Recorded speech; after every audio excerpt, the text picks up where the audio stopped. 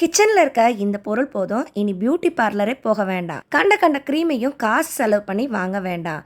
இந்த பொருள் இருந்தால் போதுங்க, நம்மளோட முகம், கை, கால் எல்லாம் நல்லா பளபளன்னு மின்னும். அது எப்படின்னு வீடியோவில் போய் பார்க்கலாம். Hello friends, welcome back to Nalini cooking. இப்போ நம்ம பார்க்க போகிறது ரொம்ப யூஸ்ஃபுல்லான ஒரு டிப்புங்க. நிறைய பேரோட முகம் ஒரு கலர்லேயும், அதாவது வெயில் படுற இடத்துல ஒரு கலரும், வெயில் படாத இடத்துல ஒரு விதமான கலரும் இருக்குங்க. இந்த மாதிரி நம்மளோட முகத்தில் அங்கங்கே கருமை படர்ந்துருக்கும், அங்கங்கே இந்த மாதிரி கருந்திட்டு போல் படிஞ்சிருக்கும். இதை எப்படி வீட்லேயே சரி பண்ணலான்னு பார்க்க போகிறோம். பியூட்டி பார்லர்லாம் போய் க்ரீம் எல்லாம் பூசாமல் நல்லா பளபளன்னு நம்மளோட முகம், கை, கால்லாம் மினுமினுன்னு ஆகுங்க. இதுக்கு நம்ம ஒரு 3 ப்ராசஸ் பண்ண போகிறோம். ரொம்ப சிம்பிளான பொருள் யூஸ் பண்ணி ரொம்ப குயிக்கான டைமில் இதை செஞ்சிடலாம். ஒரு 10 நிமிஷம் டிவி பார்த்துட்டு இதை நீங்கள் செஞ்சுருவீங்கங்க. ஸ்கிப் பண்ணாமல் பாருங்கள். இப்போ நான் எடுத்துருக்கிறது நல்லா ஒரு குக்கரில் ஃபுல்லாகவே குடிக்கிற தண்ணி ஊற்றிருக்கேன். இந்த தண்ணியை நல்லா இந்த மாதிரி சூடு பண்ணி எடுத்துருக்கிறேன். இந்த தண்ணியை நம்ம ஸ்ப்ளிட் பண்ணி ஊற்றிக்க போகிறோம். அதனால் இது கலக்கிறதுக்கு பச்சை தண்ணி எடுத்துருக்கேன். முதல்ல இந்த மாதிரி பச்சை தண்ணி எடுத்துக்கோங்க. அந்த பச்சை தண்ணியில் தேவையான அளவு சுடு தண்ணி சேர்த்துக்கோங்க. இந்த தண்ணி தொட்டு பாருங்கள், உங்களோட ஸ்கின், அதாவது நம்மளோட கை பொறுக்கிற சூடு இருக்கணும். அது போல் ரெடி பண்ணி வச்சுக்கோங்க. இப்போ மீதி கொஞ்சம் சுடு தண்ணி இருக்குது, அதை பின்னாடி யூஸ் பண்ணிக்கலாம். இப்போ நம்மளோட இந்த மாதிரி காலில் தான் நம்ம இதை செய்ய போகிறோம். நிறைய பேர் பெடிக்யூர், மெனிக்யூர்னு பியூட்டி பார்லர் போய் காசு செலவு பண்ணி செய்வீங்க. அதுக்கு பதிலாக நம்ம வீட்டில் இருக்க பொருள் வச்சு ரொம்ப சிம்பிளாக அழகாக எப்படி க்ளீன் பண்ணலான்னு பார்க்க போகிறோம். இது நல்ல ஒரு சூப்பரான ரிசல்ட்டு தருது. முதல் முறை செய்யும் போதே நல்லாவே வித்தியாசம் தெரியுங்க.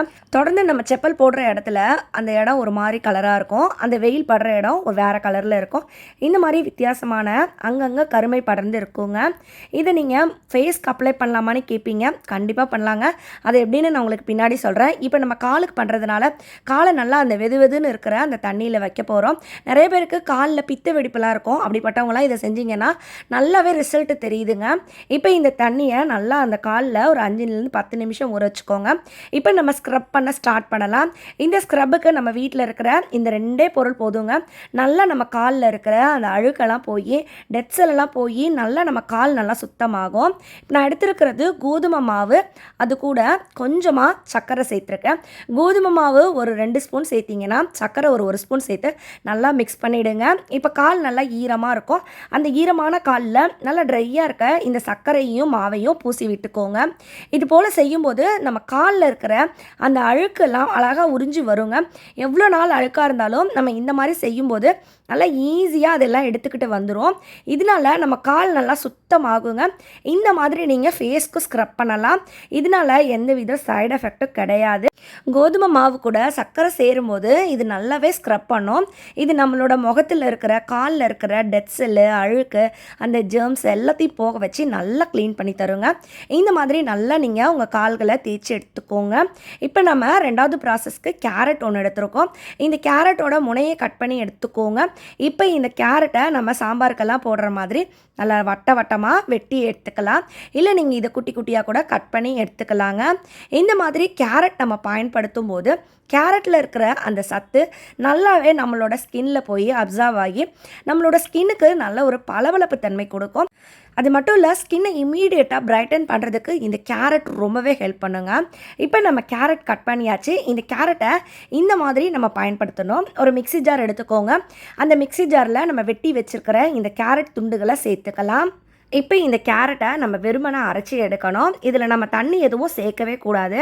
இதை நல்லா அரைச்சி எடுத்துகிட்டு இதில் நல்லா நைஸாக அரைக்கிறதுக்காக பால் சேர்த்துக்கிறேன். காய்ச்சாத பசும்பால் சேர்த்துக்கோங்க. இந்த பால் சேர்த்துட்டு இதை நல்லா ஃபைன் பேஸ்ட்டாக அரைச்சி எடுத்துக்கோங்க. பொதுவாகவே பால் நல்லாவே நம்மளோட ஸ்கின்னை மாய்ஸ்சரைஸ் பண்ணுங்க.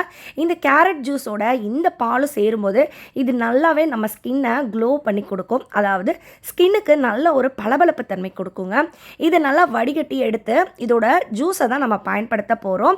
அது மட்டும் இல்லை, நம்ம வடிகட்டும் போது இந்த கேரட்டோட இந்த திப்பி இருக்கும், இந்த திப்பியும் தூக்கி போட்டுறாதீங்க. இதையும் நம்ம யூஸ் பண்ண போகிறோம்.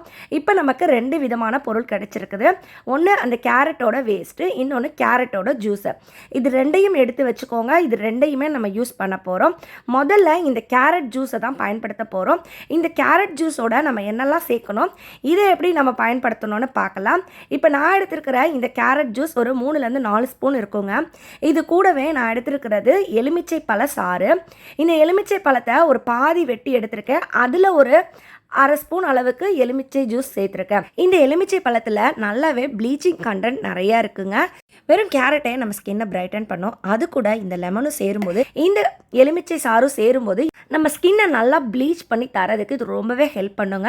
எப்பயும் எலுமிச்சை சாறு தனியாக நம்ம யூஸ் பண்ணக்கூடாது. இந்த மாதிரி ஏதாவது ஒரு பொருளோட மிக்ஸ் பண்ணும்போது அது நல்லா எஃபெக்டிவாக வேலை செய்யுங்க. அடுத்தது நான் எடுத்துருக்கிறது நம்ம முகத்துக்கு போடக்கூடிய ஃபேஸ் வாஷ். அதாவது நம்ம ஃபேஸ் எல்லாம் வாஷ் பண்ணுறதுக்கு பயன்படுத்துறது. அது உங்கள்கிட்ட இருந்ததுன்னா பயன்படுத்திக்கோங்க. சப்போஸ் அது இல்லை அப்படின்னா நீங்கள் இதை ஸ்கிப் பண்ணிக்கலாம். நீங்கள் காலுக்கு தான் யூஸ் பண்ண போகிறீங்கன்னா ஷாம்பு கூட பயன்படுத்திக்கலாங்க.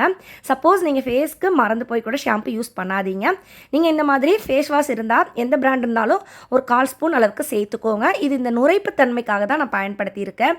இப்போ இந்த 3 மிக்ஸையும் நல்லா மிக்ஸ் பண்ணி ரெடி பண்ணி வச்சுக்கோங்க. அடுத்தது நம்ம ஏற்கனவே எடுத்து வச்சுருக்க அந்த கேரட் திப்பி கூட 1 ஸ்பூன் அளவுக்கு காப்பி பொடி சேர்த்துருக்கேன். இன்ஸ்டன்ட் காப்பி பொடி.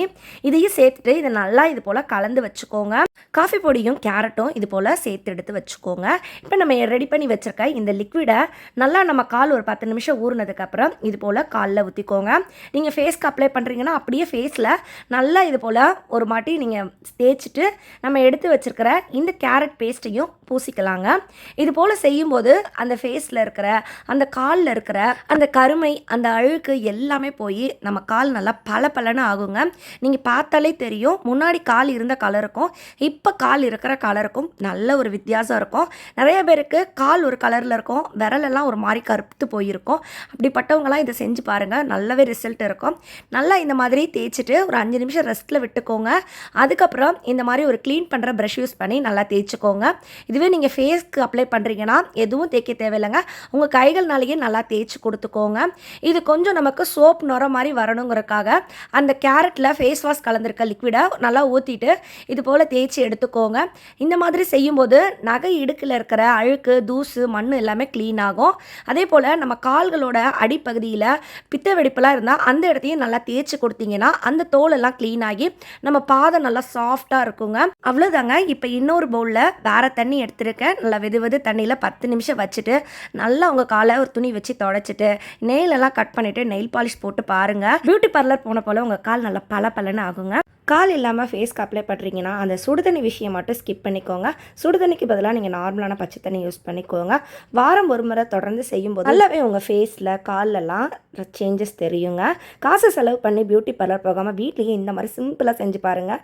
இந்த வீடியோ உங்களுக்கு பிடிச்சிருந்ததுன்னா யூஸ்ஃபுல்லாக இருந்தால் வீடியோக்கு ஒரு லைக் கொடுங்க. நிறைய பேர் கூட ஷேர் பண்ணுங்கள். நம்ம சேனலையும் சப்ஸ்கிரைப் பண்ணிக்கோங்க.